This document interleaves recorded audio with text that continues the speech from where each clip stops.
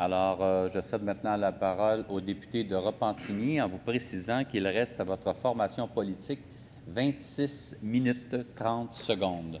26-30. Alors, vous pouvez débuter Oui. votre intervention, Monsieur le député de Repentigny. Bien, merci beaucoup, Monsieur le Président. Alors, je tiens tout d'abord à remercier chaleureusement toutes les personnes qui sont venues se faire entendre à la commission parlementaire. Merci donc aux citoyens, aux experts, aux représentants de groupes environnementaux et de municipalités, d'organisations municipales qui, tous et toutes, nous ont fait part de leurs préoccupations légitimes. Tout au cours des consultations, nous avons constaté que l'impact social était au cœur même des enjeux environnementaux pour le projet d'Enbridge. L'entreprise doit faire tout ce qu'il faut pour établir une relation de confiance avec les populations hôtes, reposant sur des plans d'urgence étoffés, prévoyant des mesures concrètes en cas d'incident impliquant, entre autres, des dommages à l'environnement. Il faut que la compagnie Enbridge change de culture, qu'elle démontre plus de transparence et d'écoute. Les députés membres de la commission, eux, ont été à l'écoute des préoccupations des participants, ce qui les a guidés dans l'élaboration des recommandations, des 18 recommandations dont nous débattons aujourd'hui. Premièrement, je voudrais dire que je suis d'accord avec les propos de mes collègues, la ministre du Développement industriel et mon collègue, le député de Sanguinet, lorsqu'ils disent que, au point de vue économique, ce projet-là est important pour sécuriser, pour protéger les emplois dans la seule raffinerie qui nous reste dans l'Est de Montréal. Et en effet, on peut se poser des questions sur le parlementaire ici qui, à un certain moment donné, participait à des manifestations publiques contre la fermeture de la raffinerie Shell dans l'Est de Montréal, à Montréal-Est, et maintenant voudrait fragiliser et possiblement provoquer la fermeture de la dernière raffinerie qui reste à Montréal-Est, celle de Suncor, et la seule autre à l'extérieur de Montréal, qui est celle de Valero, à Saint-Romuald. Mais en tant qu'adjoint parlementaire au ministre du Développement durable, de l'Environnement, de la Faune et des Parcs sur le volet de politique nationale de l'eau, les préoccupations que je défends et que j'ai défendues au cours de ces travaux étaient celles de veiller à ce que l'on documente le mieux possible les atteintes potentielles à l'approvisionnement en eau potable, le risque de contamination des cours d'eau, ainsi que les connaissances en matière d'eau de surface et souterraine. De plus, il nous fallait obtenir des garanties que le projet de la compagnie Enbridge s'accompagne de mesures visant la conversion de l'industrie pétrochimique québécoise, donc la modernisation écologique de cette industrie, et aussi l'accélération des efforts dans une perspective de réduction de nos émissions de gaz à effet de serre. Alors, ce sont donc les deux aspects sur lesquels je vais concentrer mon intervention cet après-midi. Et je vais donc vous exposer le détail de ces recommandations, les recommandations sur ces enjeux qui me concernent au plus haut point, c'est-à-dire l'eau, la protection de l'environnement et la conversion, la modernisation de l'économie québécoise. En ce qui a trait d'abord à l'intégrité de l'oléoduc, je voudrais attirer votre attention, Monsieur le Président, sur trois recommandations, les recommandations numéro 3, numéro 4 et numéro 13, qui toutes concernent l'intégrité de l'oléoduc. Alors d'abord, en cette matière, comme mon collègue le député de Sanguinet le mentionnait plus tôt, plusieurs participants doutent de l'efficacité des outils utilisés par Enbridge pour tester l'intégrité de ces oléoducs. Et c'est la raison pour laquelle il recommande qu'une tierce partie suive de près l'état de ces conduites, incluant des données sur les fuites et sur les impacts environnementaux qui leur sont associés. Ça a été mentionné, la ville de Terrebonne, dans la région de Lanaudière, où se trouve ma circonscription de Repentigny, il y a eu un déversement de quelques 2000 litres et la compagnie Enbridge n'a jamais averti la municipalité. Alors, il y a toute la question de la transparence et de la communication qui est essentielle. Les gens demandent aussi que les stations de pompage de la ligne 9B d'Enbridge fassent impérativement l'objet d'une mise aux normes pour qu'ils soient conformes à la réglementation avant tout projet d'inversion pour notamment se prémunir des risques de contamination de l'eau. Enfin, la compagnie Enbridge, lors de ses travaux, nous a affirmé lors des travaux parlementaires avoir pris note des inquiétudes sérieuses qui concernent l'intégrité de sa canalisation et elle s'est engagée à coopérer à la réalisation de tests hydrostatiques, tests qui permettraient de donner une assurance de sécurité supplémentaire au projet. Lors des travaux, j'utilisais l'expression dans le fond, qu'il faudrait avoir à la fois une ceinture et des bretelles en ce qui concerne la sécurité. Et donc, les tests hydrostatiques vont venir s'ajouter en termes de sécurité pour rassurer la population, rassurer les parlementaires ici et le gouvernement.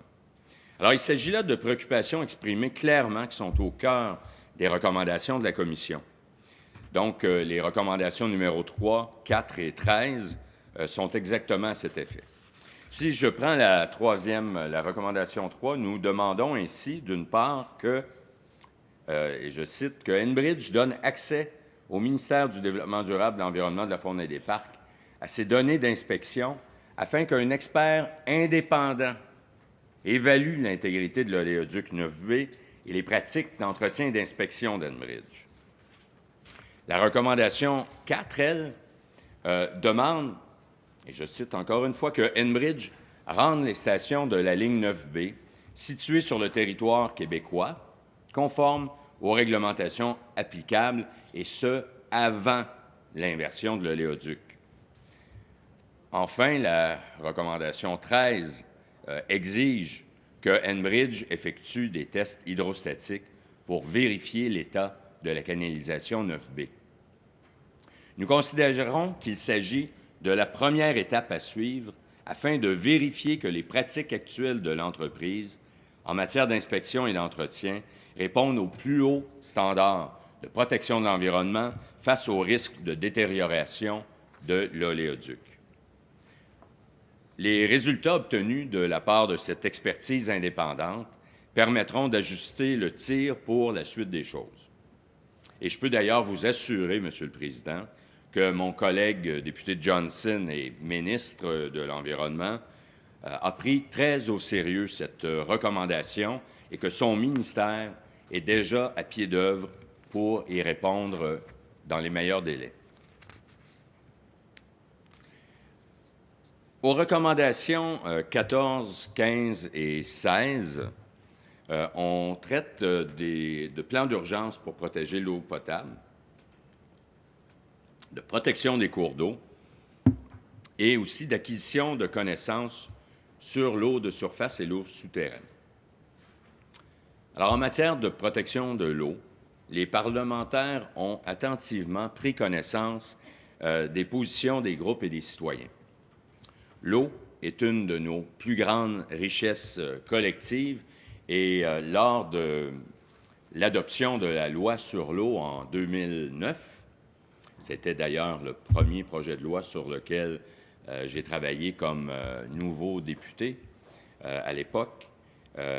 C'était Mme Beauchamp qui était la ministre de l'Environnement et j'étais le porte-parole de l'opposition en matière d'environnement. Cette loi sur l'eau, donc, a posé un jalon fondamental dans l'évolution du droit environnemental au Québec, puisqu'elle a, d'une part, réaffirmé le caractère collectif de l'eau, mais de plus, stipulé que l'État est le gardien des intérêts collectifs de la nation dans ses ressources en eau. Alors, cette responsabilité de l'État québécois comme gardien des ressources collectives de notre nation en matière d'eau, c'est une responsabilité qui ne doit pas être prise à la légère. L'eau est la source de vie et d'usages multiples pour tous les Québécois, toutes les Québécoises. Et d'ailleurs, les organismes voués à la concertation des acteurs de l'eau dans les bassins versants concernés par ce projet d'inversion ont d'ailleurs souligné les lacunes actuelles du projet d'Enbridge pour protéger nos ressources en eau.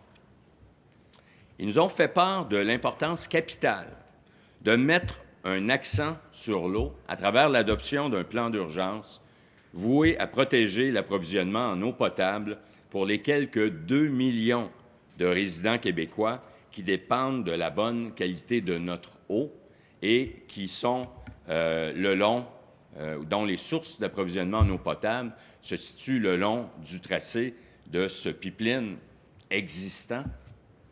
Donc, c'est déjà un objet de préoccupation, ça doit l'être. Et donc, il nous faut un plan d'urgence pour assurer l'approvisionnement en eau potable pour ces quelques 2 millions de personnes.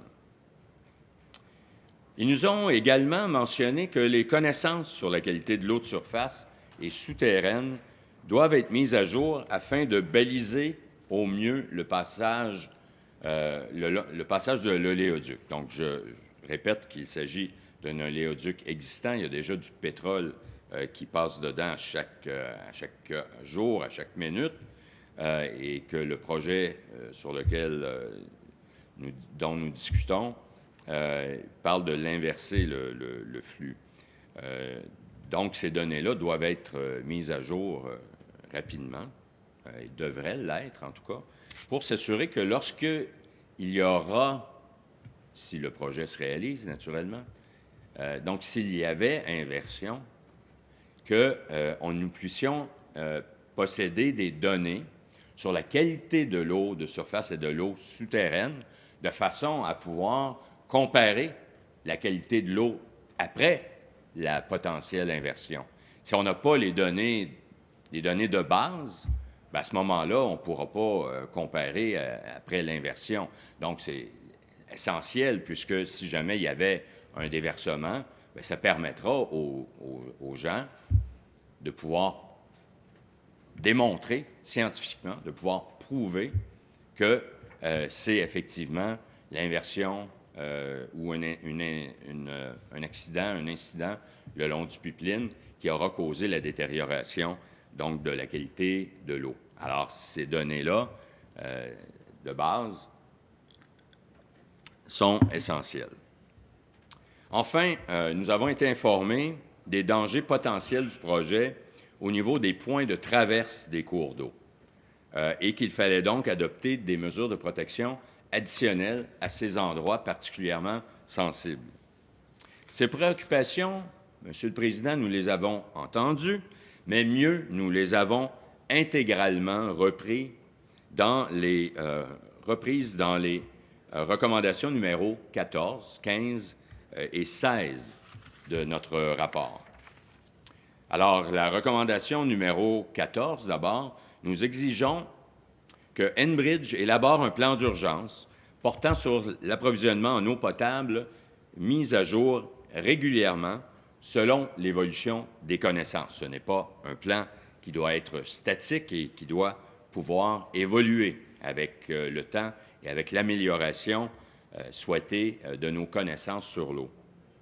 Cette mesure de sécurité, Monsieur le Président, est, selon moi, non négociable pour les parlementaires afin de prévenir toute pénurie en eau. Recommandation numéro 15. Nous demandons aussi à Enbridge qu'il confie à un organisme indépendant des mandats d'acquisition de connaissances et d'échantillonnage de la qualité de l'eau de surface et souterraine, afin de vérifier la conformité et la qualité de l'eau dans les puits notamment par l'analyse de l'état des puits artésiens individuels et collectifs à proximité du passage de l'oléoduc. Donc, c'est ce que je mentionnais précédemment. Il nous faut des données de base de façon à pouvoir éventuellement pouvoir comparer et pouvoir démontrer sans l'ombre d'un doute s'il y avait une potentielle contamination dans le futur. Recommandation numéro 16, enfin, nous exigeons que Enbridge mette en place des mesures particulières de protection au point de traverse des cours d'eau. Par exemple, des vannes manuelles et automatisées en amont de chaque traverse de cours d'eau.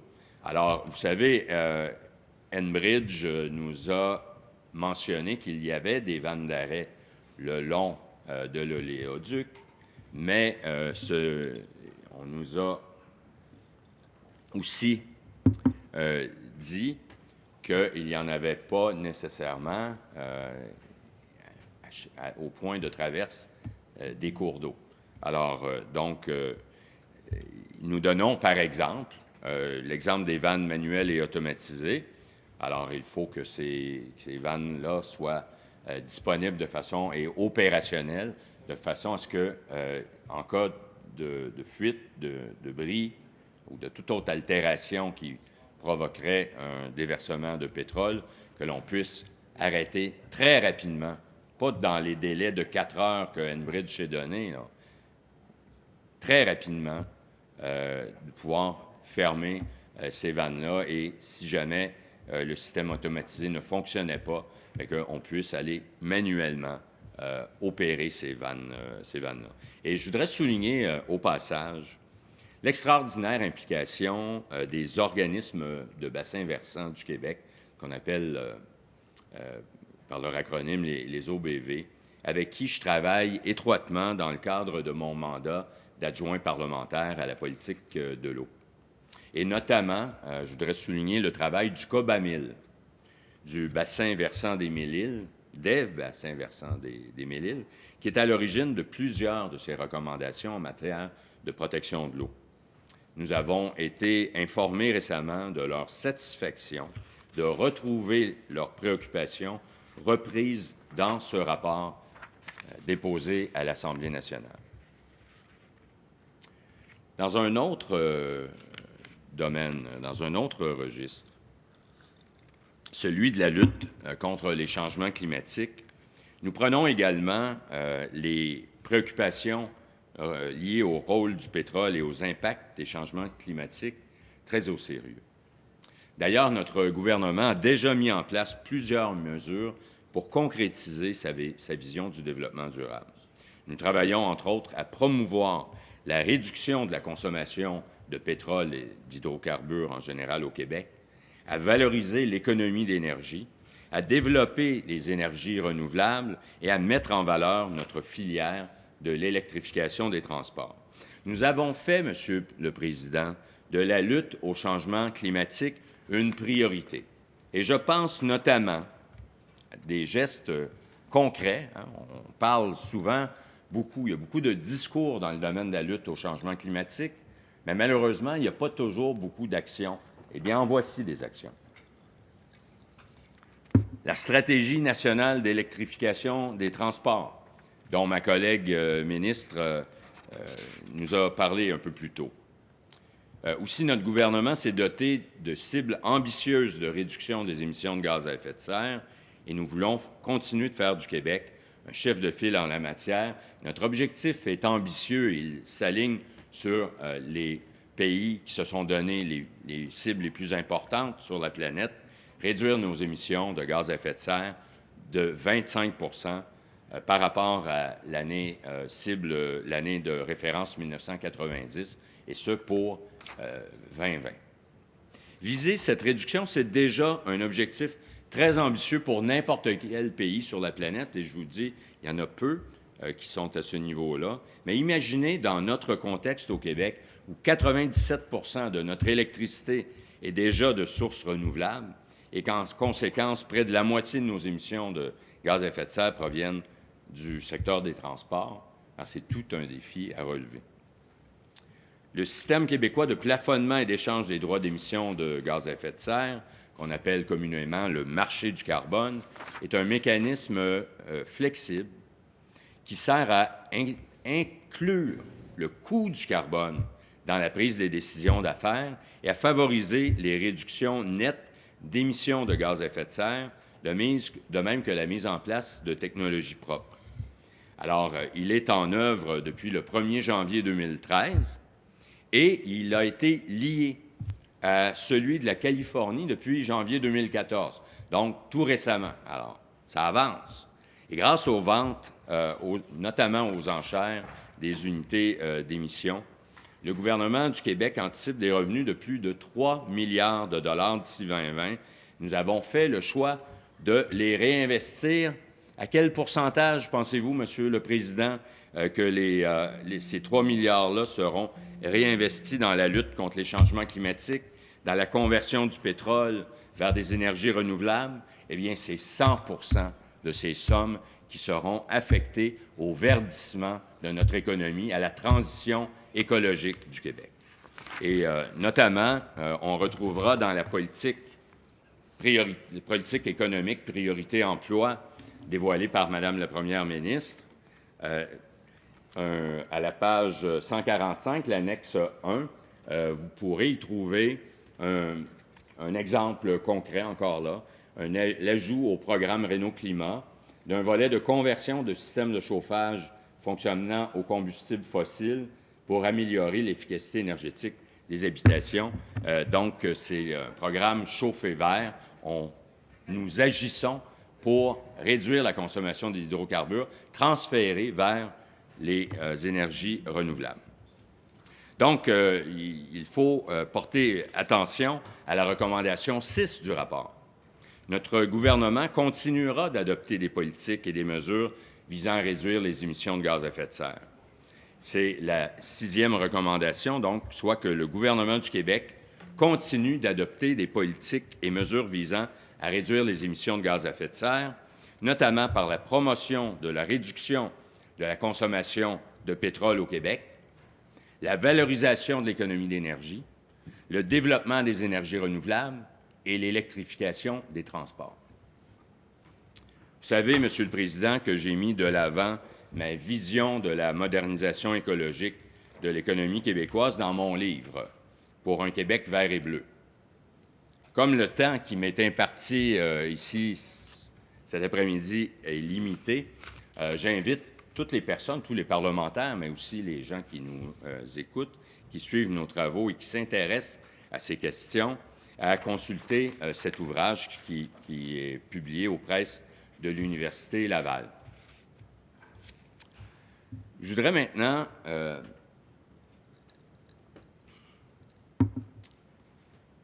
justement faire le lien entre cet ouvrage et les recommandations du rapport. En particulier les recommandations numéro 7 et 18 qui traitent de l'enjeu de la conversion verte de l'industrie pétrochimique et de la réduction des émissions de gaz à effet de serre. Parce que le gouvernement du Québec entend poursuivre et accélérer ses efforts pour engager la modernisation de notre économie en misant sur une conversion verte des différentes chaînes de valeur existantes dans l'industrie québécoise. Et encore une fois, je peux vous citer des pages de la politique économique, priorité emploi de notre gouvernement, où nous avons mis en place des mesures concrètes, des programmes d'investissement, de soutien à l'investissement pour verdir et moderniser les entreprises industrielles québécoises. Donc, la recommandation 7, à ce titre, le rapport recommande, d'une part, que le gouvernement du Québec appuie l'industrie pétrochimique dans la conversion verte de sa chaîne de valeur. Donc, écologie industrielle, bioplastique, etc. On nous a d'ailleurs exposé un projet extrêmement intéressant d'écologie industrielle dans l'est de Montréal, à Montréal-Est. Recommandation 18, que Enbridge soit partenaire au développement de projets porteurs ou de technologies propres afin de renforcer le secteur de la pétrochimie québécoise. Alors, en conclusion, Monsieur le Président, permettez-moi de réitérer que les recommandations de la Commission représentent les conditions nécessaires et essentielles pour que le projet d'inversion du flux de l'oléoduc 9B d'Enbridge réponde davantage aux principes du développement durable. Elles ne doivent donc pas être prises à la légère, et ce, autant de la part du gouvernement que de l'entreprise elle-même. Je tiens enfin à m'adresser tout particulièrement à tous les intervenants ayant participé au débat à l'Assemblée nationale afin de faire valoir leur opinion. Ces groupes ont produit une documentation remarquable et tous les points de vue ont été pris en considération par les parlementaires et les recommandations étoffées du rapport final font foi de l'importance que nous y accordons. Maintenant que notre travail de parlementaire est accompli, c'est au gouvernement du Québec de mettre en œuvre le contenu de ce rapport et d'y donner suite. Ne vous en faites pas, Monsieur le Président, j'y veillerai. Tous les gestes que nous posons aujourd'hui ont une influence directe sur la qualité de vie des générations de demain. Il est donc plus qu'important de prendre le temps de bien faire les choses afin de laisser à nos enfants et nos petits-enfants un environnement sain qu'ils pourront apprécier comme nous sommes en mesure de le faire nous-mêmes aujourd'hui. Merci beaucoup, Monsieur le Président. Alors, merci, Monsieur le député de Repentigny.